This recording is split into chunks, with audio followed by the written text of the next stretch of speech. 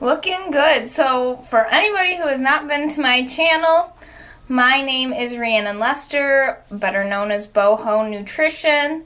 I am a registered dietitian and registered nurse specializing in bariatric or weight loss surgery. I'm also a bikini competitor, so I have never introduced myself on my videos before, so for those of you who do not know me, that is who I am and that's what I bring to the table.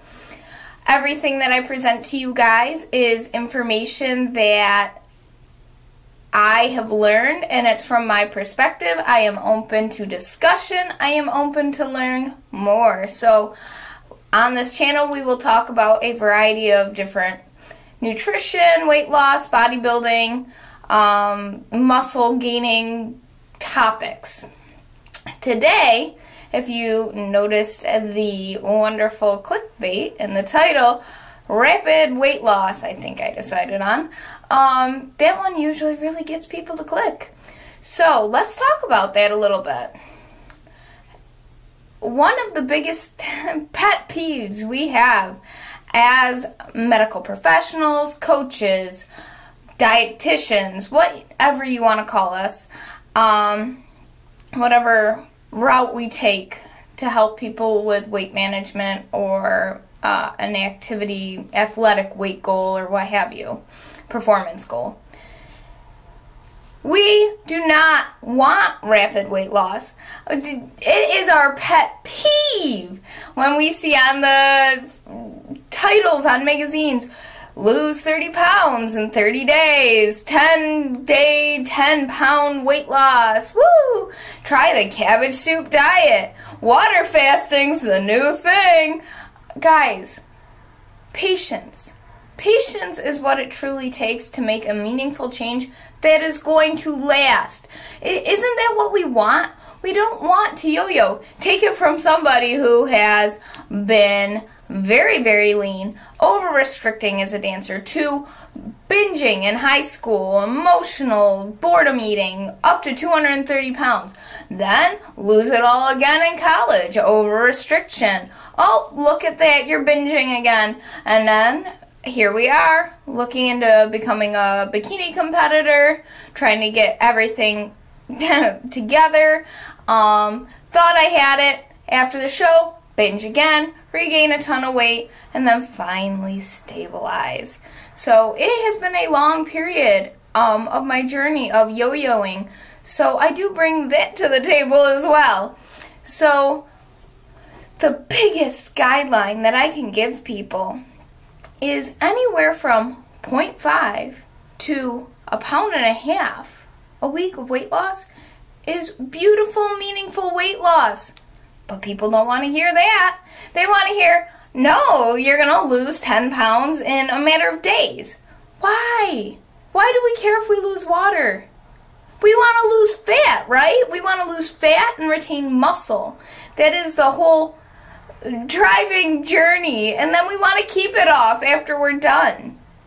A good rule of thumb, you guys, is whatever you do to initially lose the weight. So what I would recommend is eat at regular meal times that you can do for the rest of your life. Eat things that you enjoy at those times that you can do for the rest of your life. Now, it can look different for different people. For somebody like me, I must volume eat. I have to volume eat because I am a person who does not feel full. It is very, very difficult for me to fill up, so I volumize my meals. Whereas somebody else, they may not have that issue, and then they can eat maybe more highly palatable, smaller quantities of this and that, and see the same results. So you do have to know yourself, and it is the job of your coach, dietitian, what have you, to help you kind of troubleshoot that and navigate how it's going to work for you, particularly for you. So that is the basis of this. There is some great emerging research which I wanted to talk to you about. I actually took notes so I wouldn't actually forget to present some of these wonderful things that are coming out regarding like going slower with your weight loss phase can actually allow you to retain more muscle and lose more from your fat. So a greater quantity of fat lost and a greater quantity of lean body mass retained. Now, it's like preliminary research. So I'm not going to be like, oh yeah, this is hard and fast and great research. Like, well, it's gospel. But it makes sense, right? That if you're going slower, you are more likely to lose the fat stores that you have and retain the muscle stores. And then coupling this with resistance training like weightlifting, that type of thing, can really help to keep lean body mass on you. So that is what I would recommend, just logically. Regardless of what research says, logically, coupling, resistance training with a slow and steady rate of weight loss is going to, in my mind, be best for retaining muscle, and, that's going to actually help at the end keeping your metabolic rate higher because you have more lean body mass that you have retained, right? So if you lose more muscle mass, then in theory, your metabolic rate would decrease because you have less muscle, and obviously less of you in general because you've lost weight. So let's keep that, metabolic rate as high as possible so we can eat as much as possible. Who doesn't love to eat? So that it would be my logical thought process for that. Also, what they found, and this kind of makes sense too, from a psychological standpoint, right? If we're going slower and we're utilizing tactics that we would normally utilize in life, like eating regular meals at regular meal times, things that we just talked about, balanced meals, things like that. Well, yeah, after the dieting phase is over, you have those behaviors, you have those concepts down so that they will follow you into the time where you're trying to maintain your weight, and then you will. Instead of being like, oh, okay, my 1-year diet or whatever, because, it can be all sorts of things. 10-day diet, my 30-day diet is over. What do I do now? Well, and that's when we see people go back to their old ways, eat a bunch of food that they was off limits or whatever during that dieting phase, and boom, they're just right back where they started. So how is that, going to be fruitful for long-term success? So go slow.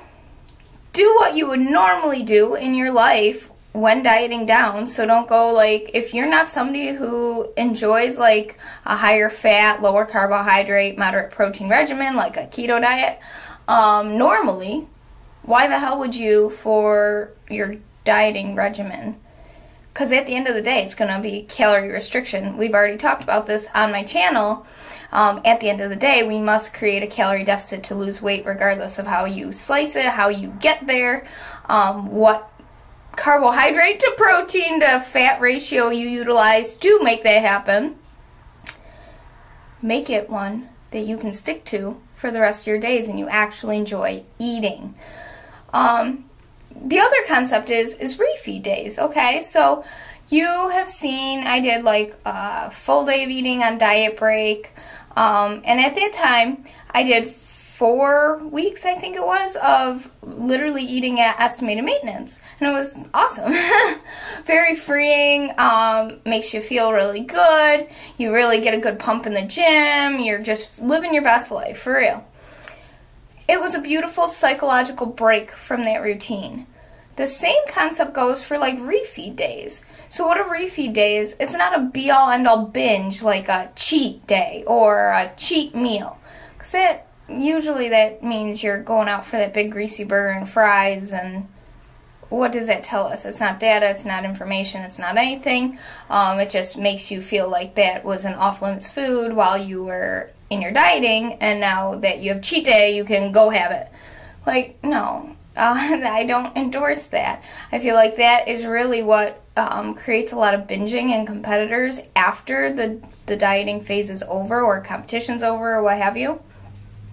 So what I would recommend is refeed days, and a lot of coaches do utilize this, where we bring up the percentage of carbohydrates.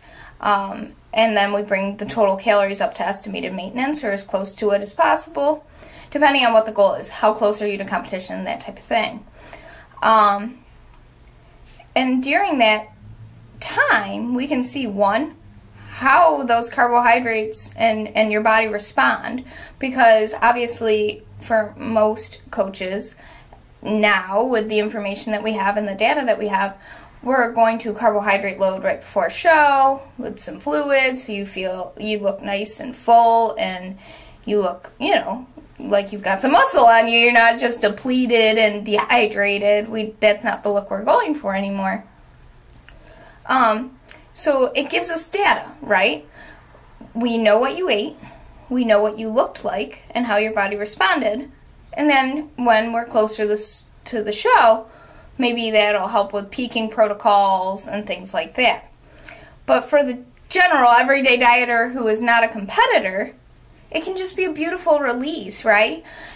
You can have more like variety, maybe more of a relaxed feel to it when you're going out maybe on weekends with friends. Maybe you can fit in that cocktail that you wouldn't have been able to fit in like on your regular macros.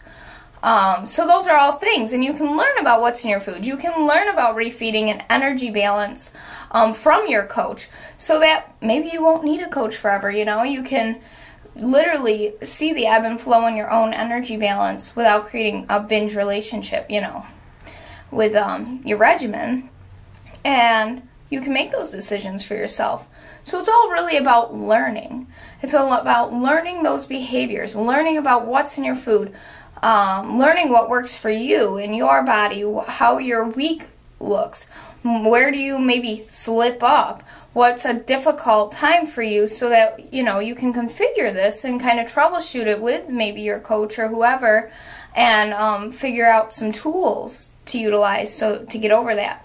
So that's another concept like I would talk about, the behavior changes that you learn while you're dieting down or with a coach or what have you. That's what's going to take you long term as well. I mean, let's look at, like, for instance, the Biggest Loser study, where they took those, I believe it was 16 participants, and they followed up with them up to 6 years after, and literally a majority, all of them, regained their weight. And I really truly believe, like, we did see metabolic issues afterward, as in their whole metabolic rate, even 6 years after, was much lower than the estimated metabolic rate should have been. So I personally, logically, would think that would make sense. I mean, they lost weight very rapidly. They probably lost a lot of muscle mass, regardless of the fact that they had crazy exercise regimens that they put them through. And then just the toll on the body. I mean, think about how stressed a state your body would be in from losing weight that rapidly and having to, like, drill in that exercise all the time. But the biggest concept I would like to point out, they were not taught any behavior changes. They were not taught how to apply the knowledge themselves. They were not taught how to maintain the weight after. And once you're released back in life, you don't have time for those crazy exercise regimens. There's nobody policing your food. So what did that teach them? What long-term help was that? No, they just freaking did a crash diet with this crazy exercise, and then they were like, bye, and then they had nothing. So these are all the concepts. Like, whatever you do to diet down should be something you can maintain long-term. Hopefully you're coupling it with some resistance training that is sustainable for you long-term. I would argue that you should couple it with cardio activity, 150 minutes a week at least, just for heart health in general. And obviously it's going to be easier to create a calorie deficit if you have cardio in your regimen. And just learning about your food, learning what works for you so that you can make it long-term. And figure out how you're going to make it long-term. Like, do you need to track, forever? Some people do, and they enjoy it, and it doesn't bother them. I am one of those people. It really doesn't bother me. For some people, they're like, oh my God, I would never want to track my food for the rest of my days. Well, okay, so that's fine. What self-monitoring tool are you going to use? Some concepts for people, they'll use like portion sizing or balancing meals out, so that they have like a protein with a starch and a larger quantity of vegetables.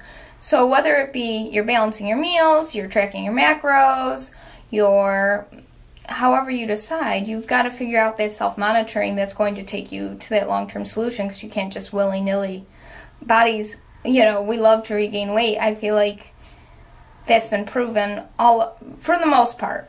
So there's some people who are genetically predisposed to be leaner, and that's fabulous for them. But for myself, a lot of other people, we regain quite easily, and our genetic threshold for high weights is quite high.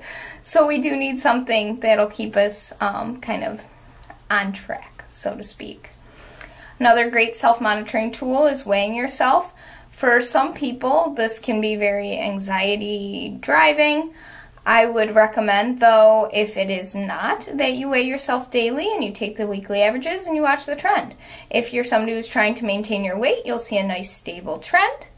If you are somebody who's trying to lose weight, you'll see that beautiful little trend down. And that's what we mean by that 0.5 to 1.5 pounds a week weight loss. We're talking about that trend. We're not talking about you're going to see it every day, it's going to be perfectly linear, it's going to be beautiful. No, you got to watch the trend. Otherwise, because you're going to have fluctuations from water, salt, how much fiber you had, did you go to the bathroom, all those things. So try to take your weight at the same time every day, wearing the same thing, and then, record it, watch your trend. So I hope that helps. Slow and steady wins the race, you guys. I hope this was very educational. I'll link those studies that I talked about. Like I said, it's good information. It's really cool to look at some of that and take it with a grain of salt and logically apply it. If you have questions, reach out to me at my Instagram. It's boho_nutrition. I will one day learn how to link it here. And it will also be linked in the information about this video, as well as those studies. So feel free to pop over there. I do Health Tip Tuesdays. I do some recipe creation. You can always ask me a question, direct message me. I'm more than happy to talk to you guys. Anything that you want to see, reach out. All right, so have a great week, you guys. I hope your Sunday is fabulous, and I will talk to you next week.